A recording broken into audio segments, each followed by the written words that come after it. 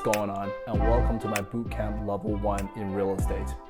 Now, real estate is not exactly rocket science, and I think most people who's willing to spend a little bit of time studying will get a pretty good grasp on the understanding on how real estate really works, at least here in Canada. Now, by doing that, you're gonna have full control over your real estate property as versus having your real estate property control you.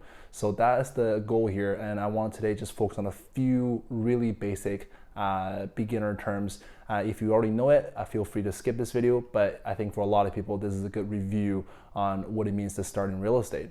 All right, so guys, here's a few terms we're gonna go over today. So the first one is the different types of homes you're going to run into. We're gonna talk about mortgages, we're gonna talk about what equity means, and lastly, we're gonna talk about renting. And what cash flow really, where cash flow comes into this conversation. So let's kind of start at the beginning, homes, the different kind of homes you're gonna run into, the different kind of homes that are on the market. So when you look at a property, you know exactly what you're dealing with and what you can technically get yourselves into. So first things first, if you see a house with a single door on it, and you have a yard all around that, it's meant for a single family or a single person. That's typically called a house, a single detached home. This is probably very common. You imagine a house with a garage and a backyard with no other dwellings attached to it. That's what we call a house, a single detached home. Now, you take that same house, you take the same property, you split it down the middle, and you put two doors on it. Now you have two sides. Now, this is called a semi-detached home.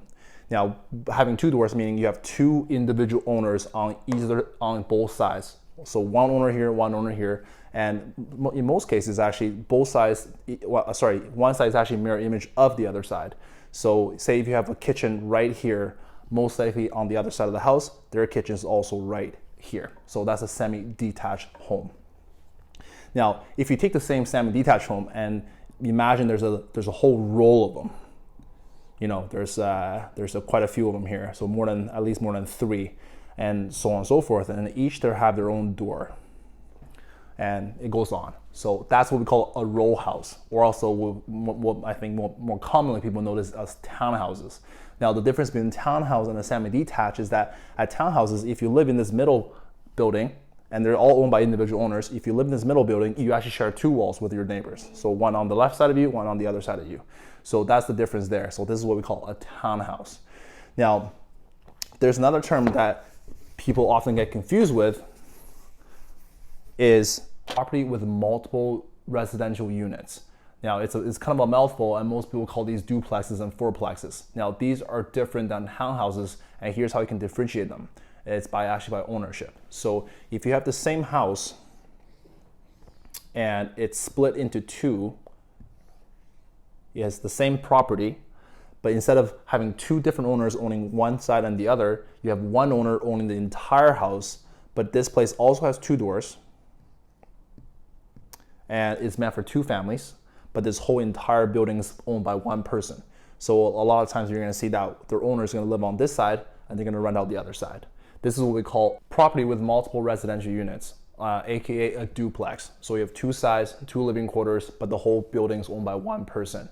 Also, if this was four living quarters in the same building, that's what we call a fourplex.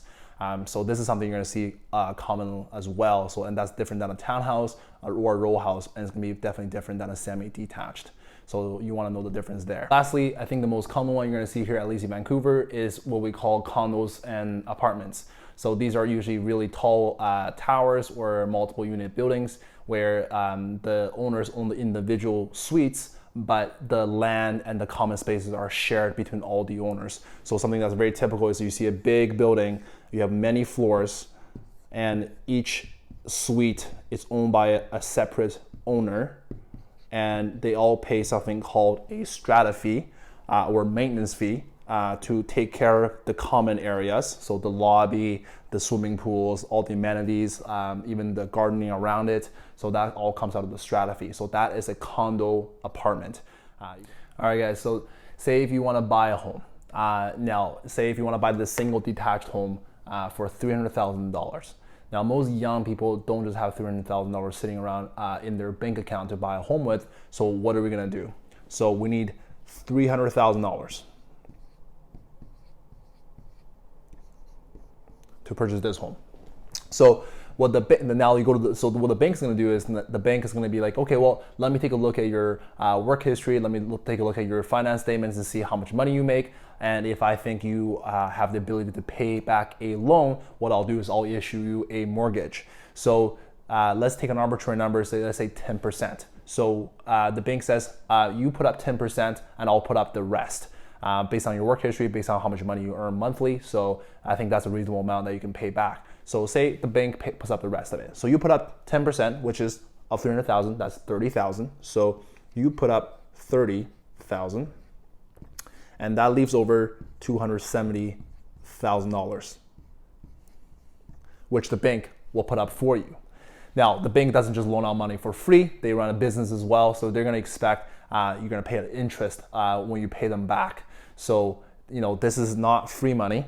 This is the bank saying, I'm going to lend you this money so you can purchase this nice house, but over time, you're going to pay me back this $270 plus interest.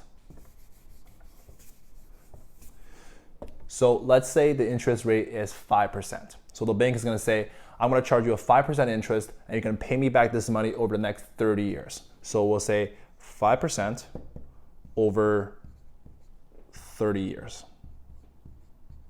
Okay, so that's how long the bank's giving you to pay this money back. So now, if you put all this information into a mortgage calculator, which you can find online, there's lots of them, it's gonna spit out a number. They're gonna do some math on the back end and tell you how much money you're gonna own per month. That's principal plus interest you're gonna give to the bank.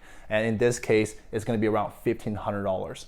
So in this case, $1,500 per month is what you're gonna pay back as your mortgage. What's an equity? So in this case, the house you just bought for $300,000, say the market went up, now it's worth $350,000. So let's put that here real quick, $350,000. And you still owe the bank $270,000 because that's the money the bank's putting out for you to buy this house. So $270,000. Now, in this case, the equity is the difference between how much the house is worth on the market and how much you still own the bank. So in this case, $350,000 minus $270,000 gives you $80,000. And that right there, that's your equity. Okay, so now let's say the house that you just bought for $300,000, that's worth $350,000 now. You don't actually want to live in it, you want to rent it out. So now your mortgage each month is $1,500 and you want to make sure you rent it out for enough money that you can cover that mortgage and maybe and then some. You take a look around, it seems that $1,800 per month is reasonable, so you set the price for $1,800. So let's just quickly put $1,800 per month right here, and that is rent, right? So it's $1,800 per month. Now, you know that there's $1,800 per month that you're coming into the house that you're getting from the renters, and it costs you $1,500 to pay the mortgage, maybe plus some other utilities and other insurance. Maybe say let's cost you $1,600 at the end of the day.